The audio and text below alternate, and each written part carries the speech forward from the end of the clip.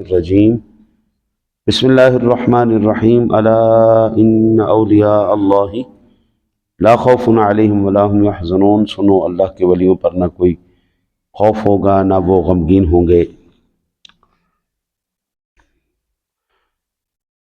یہ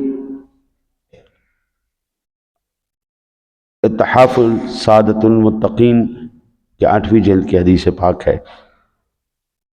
ابدال اہل شام میں ہیں، انہی کی وجہ سے لوگوں کی مدد کی جاتی ہے، انہی کی وجہ سے لوگوں کو رزق دیا جاتا ہے۔ اور حضرت معاذ بن جبل کی حدیث، اس کو امام دہلوی نے روایت کیا ہے۔ وہ حدیث یہ ہے کہ حضرت معاذ بن جبل بیان کرتے ہیں کہ رسول اللہ صلی اللہ علیہ وسلم نے ارشاد فرمایا،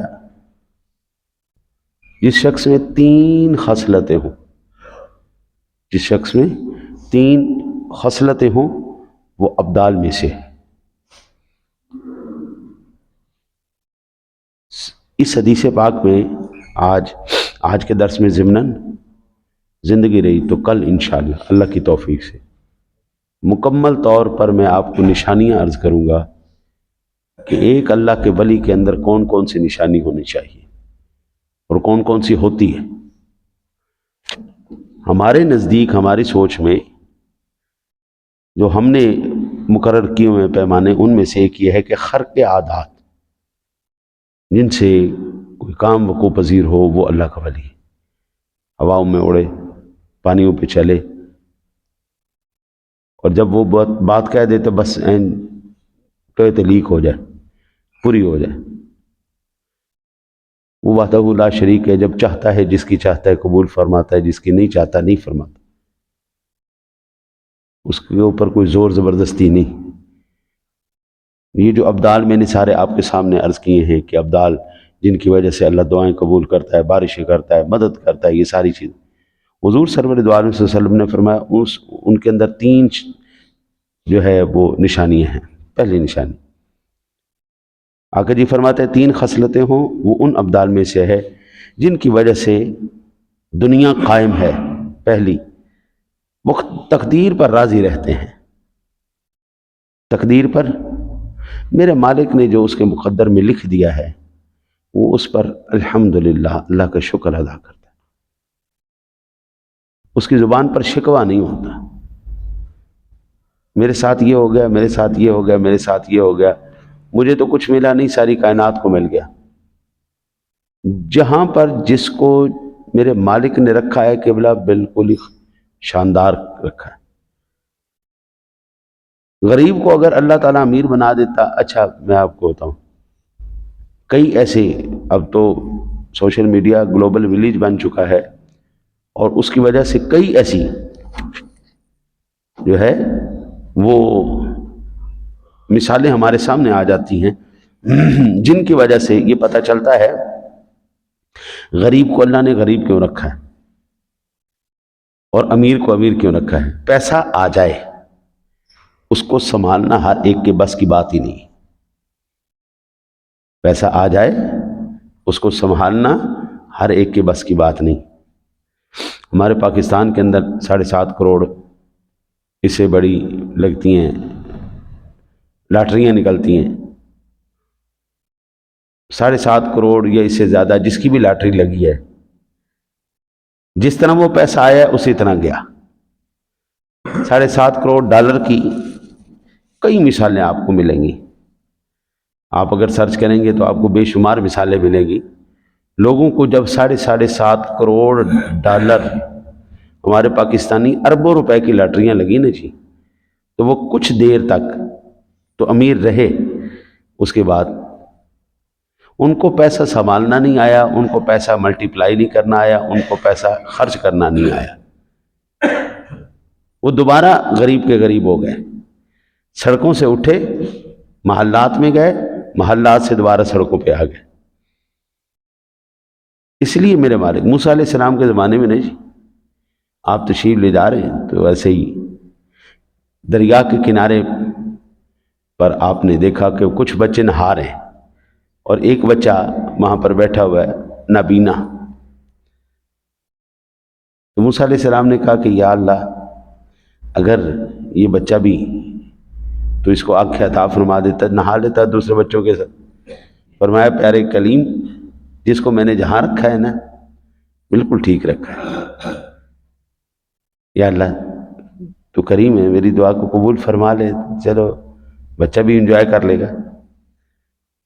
اللہ نے اپنے کلیم کی دعا کو قبول فرمایا، اس بچے کو آنکھیں دی، اس نے جہاں چھلانگ لائی نہر کے اندر، کبھی اس کی گردن پکڑ کے اس کو ڈبو رہا ہے، کبھی اس کی گردن پکڑ کے اس کو ڈبو رہا ہے، کبھی اس کو ڈبو رہا ہے، کبھی اس کی ٹانگ کھینچ کر اس کو پانی میں غوطہ دے رہا ہے۔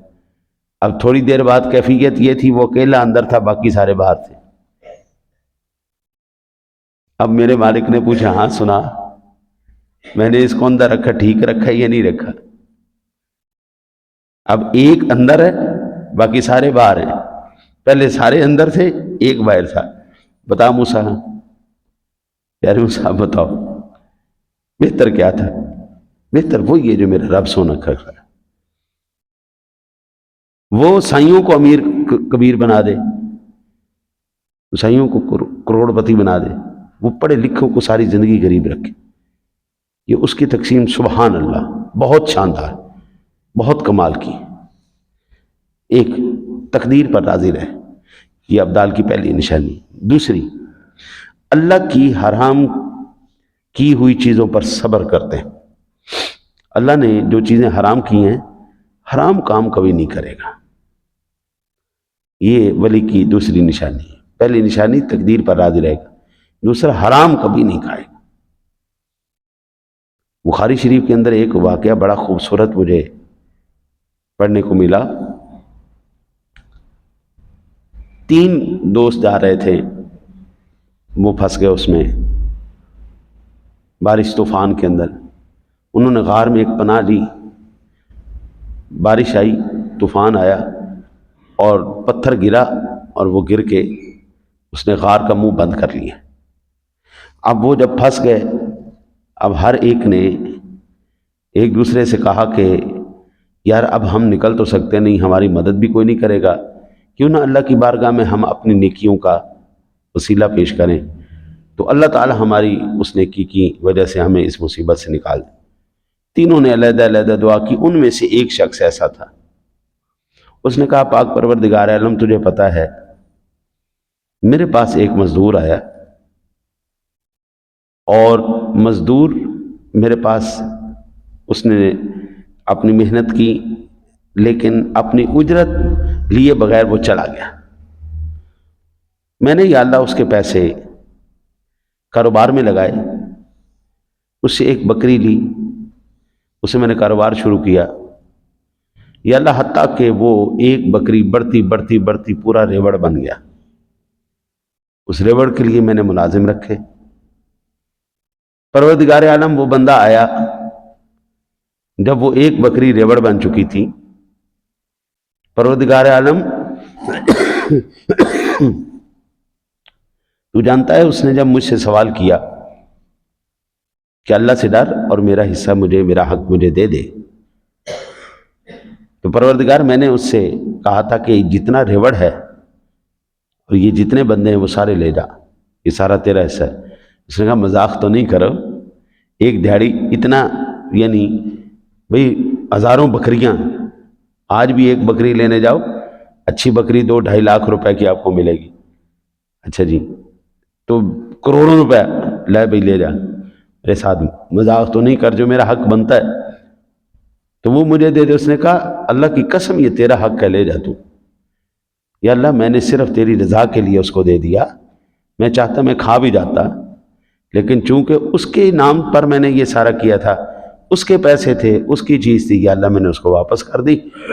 اگر یہ نیکی تیری بارگاہ میں مقبول ہے تو پروردگار ہمیں اس بلا سے نکال۔ حضور فرماتے ہیں کہ وہ چٹان ہٹ گئی، اللہ تعالیٰ نے ان کو نجات عطا فرما دی۔ حرام کردہ چیز کروڑوں روپے میں بھی ہو وہ منہ نہیں لگاتے۔ وہ ایک، ابھی آپ اندازہ کریں، میڈیا نے سب کو ننگا کر کے رکھ دیا ہے، مذہبی تشخص رکھنے والے لوگ بھی شراب پی کے اور میڈیا پر آ کر گفتگو کرتے ہیں۔ ظاہری بات ہے میڈیا آپ کو پاگل تو نہیں ہے، یعنی طبیعت کا خراب ہونا اور چیز ہے، نشے میں ہونا یعنی وہ یہ الگ ایک کیفیت ہے۔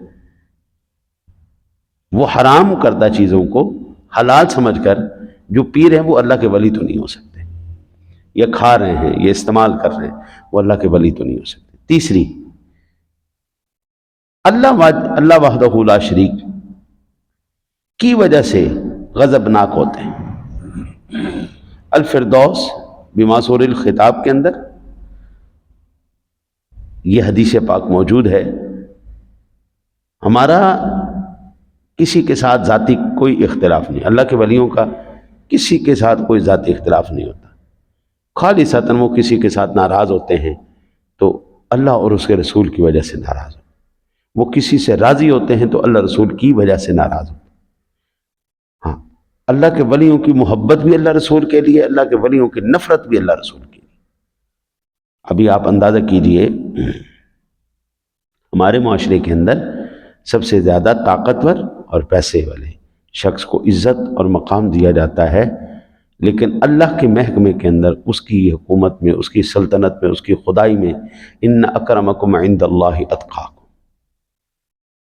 جو بندہ 8ویں دن جمعے کی نماز پڑھنے آئے، یا پھر وہ سال بعد عید پڑھنے کے لیے آئے اور وہ کہے جی میں اللہ کا ولی ہوں، یا پھر وہ اس بات کو تسلیم کرتے ہوئے کہ میں چونکہ عامل نہیں ہوں لہذا کائنات میں کوئی بھی اللہ کا ولی نہیں ہو سکتا، یہ بھی غلط ہے۔ یہ 3 نشانیاں ہو گئی۔ پھر حضرت سیدنا ابو ہریرہ رضی اللہ تعالی عنہ سے روایت ہے، اللہ آپ کی خیر کرے، امام بہیقی نے شعب الایمان میں روایت کیا کہ میری امت کے ابدال جنت میں نماز اور روزوں کی وجہ سے داخل نہیں ہوں گے، بلکہ وہ جنت میں سخاوت، دلوں کی صفائی اور مسلمانوں کی خیر خواہی کرنے کی وجہ سے جنت میں داخل ہوں گے۔ ولی اللہ کی نشانی سب سے پہلی کیا ہے؟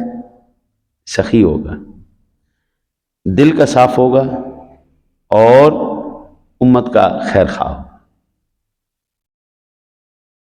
ہمارے ہاں سب سے بڑا المیہ یہ ہے، جب اپنی ذات کی باری آتی ہے کبھی دل نہیں گھبراتا، کبھی ہاتھ نہیں رکتا، لیکن جب اللہ کے نام پہ دینے کی باری آتی ہے دل گھبرا جاتا ہے، دل پریشان ہو جاتا ہے۔ اب کھانا کھانے کے لیے جائیں، ابھی ہفتہ ہوا اس بات کو، میرے ایک دوست کافی عرصے بعد ملاقات ہوئی تو وہ بتا رہے تھے یار بچوں نے تنگ کیا، ہم کھانا کھانے کے لیے گئے، 32,000 روپے لگ گئے یار۔ میں کیا کہتا جی 32,000، میں ایک وقت کے کھانے کا؟ کہتا ہاں ایک وقت کے کھانے کا۔ میں نے کہا کیا تم نے سونے کے مرغے کھائے ہیں؟ نہیں یار بس یہ تھی میں کہ 32,000 روپے ساڑھی تنخواہ نہیں تھے، تو ایک ٹائم میں چھڑا گیا۔ اب یہی بات ان سے کہی جاتی کہ یار 32,000 روپے مسجد کو دے دو، اس کے کتنے کام ہو جائیں گے، وہاں پہ ہائے دل پہ ہاتھ آ جائے۔ مولانا سعدی رحمۃ اللہ تعالیٰ علیہ آپ فرماتے ہیں بخیل اگرچہ بود زاہد بحر بر، بہشتی نہ باشد بحکم خبر۔ بخیل آدمی سمندروں کا، خشکیوں کا، زمین کا سب سے بڑا زاہد بن جائے، اس سے بڑا نہ کوئی تسبیح پھیرنے والا ہو، نہ کوئی عبادت کرنے والا ہو، بہت بڑا ہو جائے، اتنا بڑا صوفی کہ بس اس سے آگے ہے ہی کوئی نہیں، لیکن ایک خصلت اس میں ہو، وہ بخیل آدمی ہے۔ مولانا فرماتے ہیں وہ جنت میں تو نہیں جا سکتا، جنت میں نہیں جائے گا بخیل آدمی، ایک خصلت نے اس کی ساری اچھائیوں پہ پانی پھیر دیا۔ ایک ایسی بابا پیسہ یہیں رہ گیا ہے اور رہ جانا ہے، خود کھاؤ مخلوق خدا کو کھلاؤ، اپنی بلائی کرو دوسروں کی بلائی کرو، آپ ہی اللہ کے ولی ہیں۔ ولیوں کو پر نہیں لگے ہوتے، یہ خصلتیں ان کے اندر ہوتی ہیں۔ ولی بخیل نہیں ہوگا، سخی ہوگا۔ دوسرا، ولی کبھی بھی دل کا بغض رکھنے والا، کینہ رکھنے والا وہ نہیں ہوگا۔